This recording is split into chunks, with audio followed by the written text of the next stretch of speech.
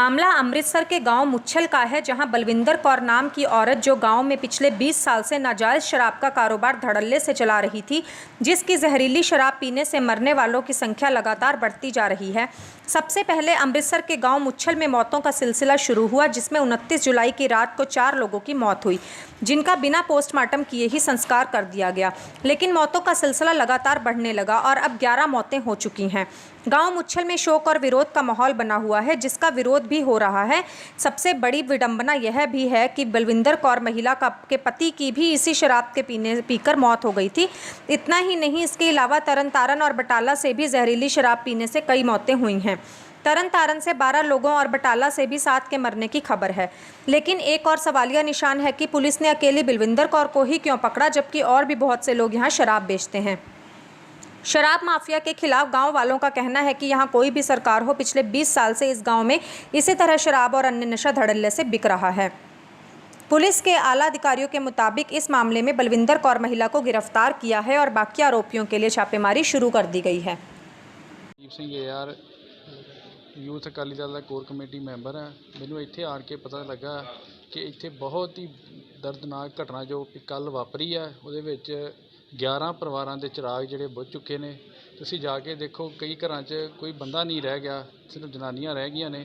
ਤੇ ਇਹ ਜਿੰਨਾ ਜੋ ਸਾਰਾ ਕਾਰਾ ਹੋਇਆ ਹੈ, ਇਹ ਪ੍ਰਸ਼ਾਸਨ, ਪੁਲਿਸ ਪ੍ਰਸ਼ਾਸਨ ਦੇ ਰਜਾਮੰਦੀ ਦੇ ਨਾਲ ਇੱਥੇ ਚੱਲਦਾ ਰਿਹਾ ਹੈ। ਤੇ ਇਸ ਦੀ ਜਿਹੜੀ ਆ ਅਸੀਂ ਹੋਰ ਸ਼ਬਦਾਂ ਦੇ ਵਿੱਚ ਨਿੰਦਿਆ ਕਰਦੇ ਹਾਂ ਤੇ ਪ੍ਰਸ਼ਾਸਨ ਤੇ ਸਰਕਾਰ ਤੋਂ ਮੰਗ ਕਰਦੇ ਹਾਂ ਕਿ ਇੱਥੋਂ ਦੇ ਜਿਹੜੇ MLA ਆ ਉਹਨਾਂ ਤੇ ਜਿਹੜੇ ਇੱਥੋਂ ਦੇ SHO ਸਾਹਿਬ ਨੇ ਤੇ ਜਿਹੜੇ ਇੱਥੋਂ ਦੇ ਚੇਅਰਮੈਨ ਨੇ ਮੁੱਛਲ ਪਿੰਡ ਦੇ ਜੰਗਲਾਤ ਮਹਿਕਮੇ ਦੇ, ਉਹਨਾਂ ਤੇ ਬਣਦੀ ਸਖਤ ਕਾਨੂੰਨੀ ਕਾਰਵਾਈ ਕੀਤੀ ਜਾਵੇ। ਕੋਈ ਗ੍ਰਿਫਤਾਰੀ ਵੀ ਕੀਤੀ ਗਈ ਤਾਂ ਨਹੀਂ, ਅਜੇ ਤੱਕ ਕੋਈ ਗ੍ਰਿਫਤਾਰੀ ਨਹੀਂ ਪਾਈ ਗਈ। ਸਿਰਫ ਇੱਕ ਜਿਹੜੀ ਲੇਡੀ ਜਿੱਤੇ ਹੋਇਆ ਉਹਨੂੰ ਕਹਿੰਦੇ ਆ ਵੀ ਉਹਨੂੰ ਫੜ ਲਿਆ ਗਿਆ, ਲੈ ਕੇ ਗਏ ਆ, ਸਵੇਰੇ ਲੈ ਕੇ ਗਏ ਆ ਜੀ। ਟੋਟਲ ਹੁਣ ਕਿੰਨੀਆਂ ਮੌਤਾਂ ਹੋ ਚੁੱਕੀਆਂ? ਹੁਣ ਤੱਕ 11 ਮੌਤਾਂ ਹੋ ਚੁੱਕੀਆਂ ਨੇ। ਹਸਪਤਾਲ 'ਚ ਇਲਾਜ ਵੀ ਕਿਹਦੇ ਚੱਲਣ ਡਿਆ? 2-3 ਜਾਣੇ ਜਿਹੜੇ ਆ ਉਹਨਾਂ ਦੇ ਹਸਪਤਾਲ 'ਚ ਇਲਾਜ ਚੱਲ ਰਹੇ, ਉਹ ਵੀ ਵੈਂਟੀਲੇਟਰਾਂ ਤੇ ਨੇ।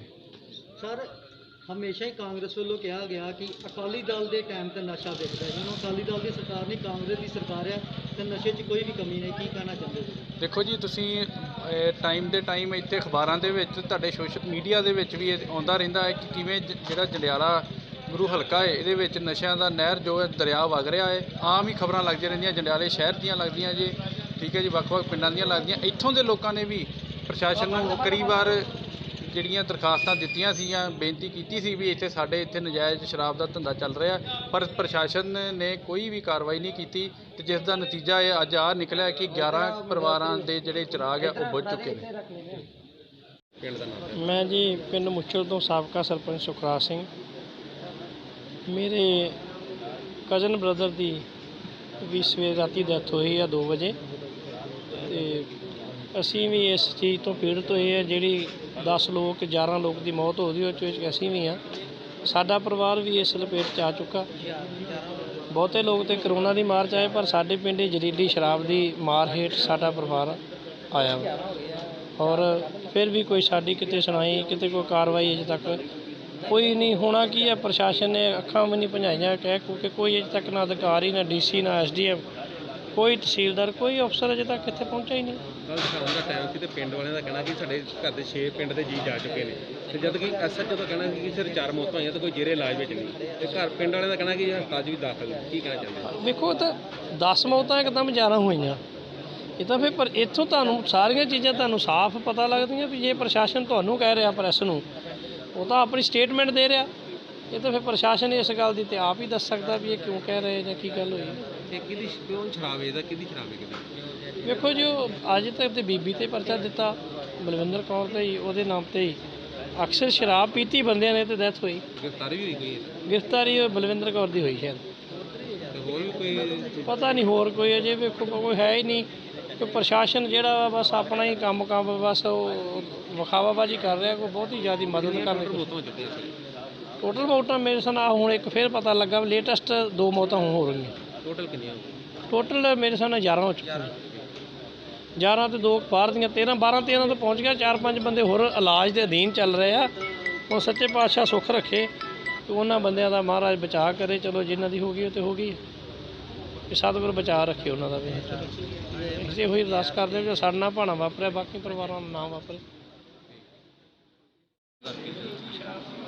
ਮੈਂ Malkit Singh AR ex MLA ਹਲਕਾ ਇੰਚਾਰਜ ਸ਼੍ਰੋਮਣੀ ਅਕਾਲੀ ਦਲ ਜੰਡਿਆਲਾ ਗੁਰੂ ਬੋਲ ਰਿਹਾ। ਹਾਂਜੀ ਸਰ, ਜਿਹੜੇ ਮੁੱਛਾਂ 'ਚ ਮੌਤਾਂ ਹੋਈਆਂ ਕੀ ਕਹਿਣਾ ਚਾਹੁੰਦੇ? ਇਸ ਮੁਰਸ਼ਲ ਪਿੰਡ ਕਾਫੀ ਵੱਡਾ ਪਿੰਡ ਹੈ। ਇਹਦੇ ਵਿੱਚ ਮੌਤਾਂ ਹੋਣੀਆਂ, ਪੂਰੇ ਇਲਾਕੇ ਦੇ ਵਿੱਚ ਇਹ ਸੋਗਮਈ ਲਹਿਰ ਜਿਹੜੀ ਆ ਫੈਲ ਗਈ ਆ।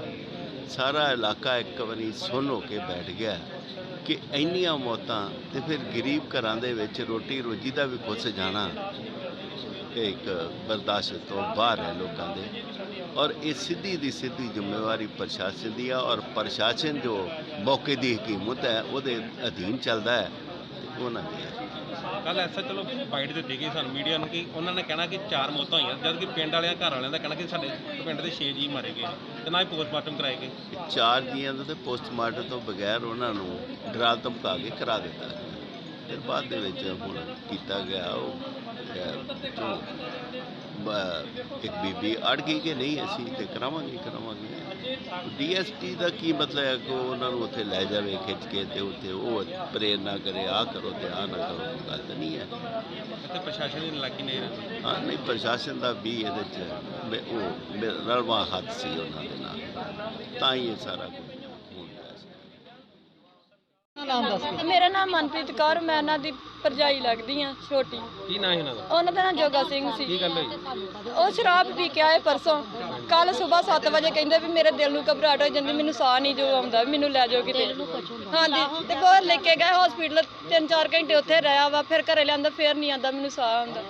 ਫਿਰ 3-4 ਹਸਪੀਟਲਾਂ 'ਚ ਜਵਾਬ ਮਿਲ ਗਿਆ, ਫਿਰ ਇੱਥੇ ਖੜਿਆ ਤੇ ਇੱਥੇ ਕਿ ਡੈਥ ਹੋ ਗਈ। ਕਿੰਨੇ ਬੱਚੇ ਨੇ? 2 ਬੱਚੇ ਨੇ ਉਹਨਾਂ ਦੇ। ਉਹ ਵੇ ਉਹਨਾਂ ਦਾ ਕਾਕਾ 5 ਸਾਲ ਦਾ, ਇੱਕ 3 ਸਾਲ ਦੀ ਗੁੜੀਆ ਆ, ਦੋਵੇਂ ਜੀ ਹੈਂਡੀਕੈਪ ਨੇ। ਬਹੁਤ ਉਹਨਾਂ ਨੇ ਕਿੱਥੋਂ ਪਿੰਡ 'ਚ ਕਿੰਨੇ ਜੀਆਂ ਦੀ ਮੌਤ ਹੋ ਚੁੱਕੀ ਹੈ? ਤਕਰੀਬਨ 2-4 ਹੋ ਚੁੱਕੇ ਨੇ। ਤੇ ਕੌਣ ਸੀ ਜਿਹੜਾ ਸ਼ਰਾਬ ਵੇਚਦਾ, ਉਹਦਾ ਕੀ ਨਾਂ ਹੈ? ਉਹਦਾ ਨਾਂ ਪਟਿਆਂ ਵਾਲੀ ਕਹਿੰਦੇ ਨੇ, ਜੱਸਿਆਣੀ ਨਾ।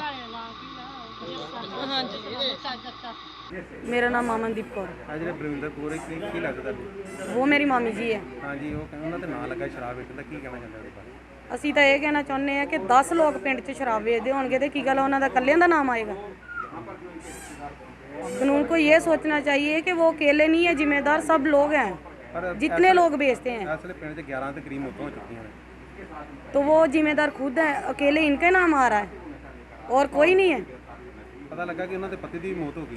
हाँ जी, उनके पति की भी मौत होगी। अगर जे उन्होंने कुछ मिलाया होता या कुछ डाला होता उसमें तो वो अपने पति को भी खुद पिलाते, खुद मारते उनको। शराबी नहीं हुई इनकी मौत? उनको पीते तो रोज ही थे, लेकिन उनको बोला है कि अटैक हुआ है, क्या नाम था उनका?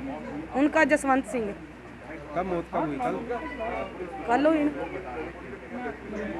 मामे की मौत की तो हुई, पोस्टमार्टम हो गया ना था कि होना? कल हुई। पोस्टमार्टम हो गया? नहीं, उनको लेके गए हैं, लेकिन अभी तक कह रहे हैं कि लाश नहीं उनकी भेजी। तो जो बलविंदर कौर उनको पुलिस पकड़ कर ले गई? हाँ जी, उनको पुलिस पकड़ कर ले गई है, लेकिन सर उनके घर में भी आपको पता है कि दुख पड़ गया है उनको। अब उनके ऊपर नहीं कुछ एक्शन लेना चाहिए, सब लोगों पे लो। अगर लेना है, उन्होंने गलती की तो लोगों ने भी की है, वो अकेले नहीं है जिम्मेदार, सब लोग हैं, जितने लोग बेचते हैं उतने लोग ही हैं। कब से शराब बेच रही थी? उनको तो कम से कम 15-20 साल हो गए। शराब बेच रही हाँ, तब तो कोई एक्शन लिया नहीं है आपने। ਜਿਹੜੀ ਡੈਥ ਹੋਈ ਹੈ, ਕਿੰਨੀਆਂ ਡੈਥ ਹੋਣ ਦਾ ਹਜੇ ਤੱਕ ਮਾਮਲਾ ਸਾਹਮਣੇ ਆਇਆ? 11 ਮੌਤਾਂ ਹੋਣ ਦੀ ਰਿਪੋਰਟ ਆਈ ਹੈ ਜੀ। ਬਲਵਿੰਦਰ ਕੌਰ ਦੇ ਖਿਲਾਫ ਮੁਕੱਦਮਾ ਦਰਜ ਕੀਤਾ ਗਿਆ, ਉਹਨੂੰ ਗ੍ਰਿਫਤਾਰ ਕੀਤਾ, ਉਹਦਾ ਰਿਮਾਂਡ ਲੈ ਕੇ ਤੇ ਬਾਕੀ ਦੋਸ਼ੀ ਵੀ ਗ੍ਰਿਫਤਾਰ ਕੀਤੇ ਜਾ ਰਹੇ ਜਿੱਥੋਂ ਇਹ ਆ ਰਹੀ ਸਮਾਨ ਜੀ। ਸਰ ਕੱਲ ਜਿਹੜੇ ਡੈਥ ਹੋਈਆਂ ਨੇ ਪੋਸਟਮਾਰਟਮ ਨਹੀਂ ਕਰਾਏ ਗਏ? ਕੱਲ੍ਹ ਉਹ ਰਾਏ ਨਹੀਂ, ਇਹਨਾਂ ਦੇ ਵਾਰਸਾਂ ਨੇ ਸੰਸਕਾਰ ਕਰ ਦਿੱਤਾ ਜੀ ਉਹਨਾਂ ਦਾ। ਉਹ ਕਹਿੰਦੇ ਕਿ ਪੁਲਿਸ ਵਾਲਿਆਂ ਨੇ ਸਾਡੇ ਸੰਸਕਾਰ ਕਰਵਾਏ। ਨਹੀਂ, ਬਿਲਕੁਲ ਨਹੀਂ, ਸਾਡੇ ਸਾਹਮਣੇ ਗੱਲ ਕਰਾਓ ਜੀ, ਅਸੀਂ ਕਿਹਦਾ ਸੰਸਕਾਰ ਕਰਾਓ, ਉਹਨਾਂ ਨੇ ਆਪ ਕੀਤਾ ਜੀ। ਹੁਣ ਟੋਟਲ ਕਿੰਨੀਆਂ ਮੌਤਾਂ ਹੋ ਚੁੱਕੀਆਂ ਪਿੰਡ 'ਚ? 11 ਹੋਈਆਂ ਜੀ ਹੁਣ ਤੱਕ। ਤੇ ਕਿਸੇ ਦੀ ਅਰੈਸਟ ਪਾਈ ਗਈ? ਹਾਂਜੀ, ਬਲਵਿੰਦਰ ਕੌਰ ਅਰੈਸਟ ਹੋ ਗਈ ਹੈ ਜੀ।